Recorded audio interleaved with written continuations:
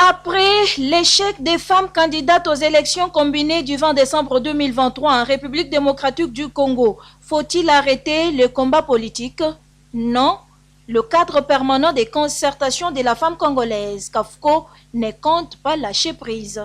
Ce vendredi 10 mai 2024, au centre Saint-Pierre, Claver, à Gombe, était en connexion avec les femmes candidates des différentes provinces de la RDC qui ont perdu aux élections malgré leur travail remarquable abattu sur terrain, ainsi pour les encourager à ne pas baisser les bras, reprendre leur courage et continuer le combat aux côtés des hommes.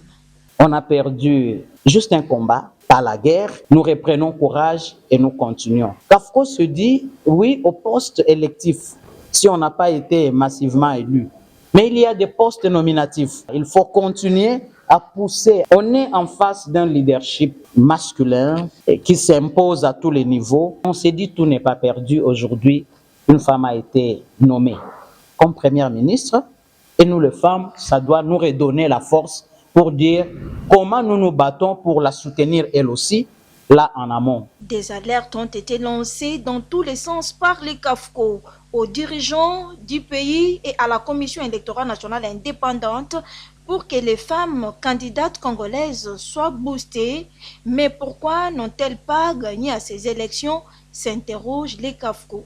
Le président de la République lui-même a dit dans un des discours, le visage politique congolais est trop masculin. Il faut petit à petit rééquilibrer, amener aussi plus de femmes au niveau des institutions.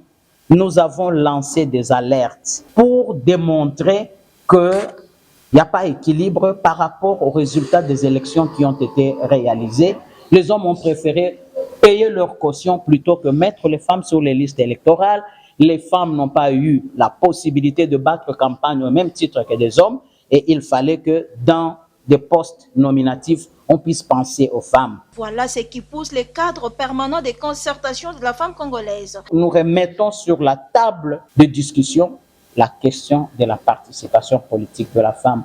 Et Congo est pour nous tous, et pour les hommes et pour les femmes. Le cadre permanent des concertations de la femme congolaise, CAFCO, leader en matière politique de la femme, et pour les lobbying et plaidoyer favorables en leur faveur, et c'est dans le cadre du projet engagement politique de femmes et des jeunes pour l'émergence d'un leadership politique à la base dans 10 provinces de la RDC, projet appuyé par Open Society Africa.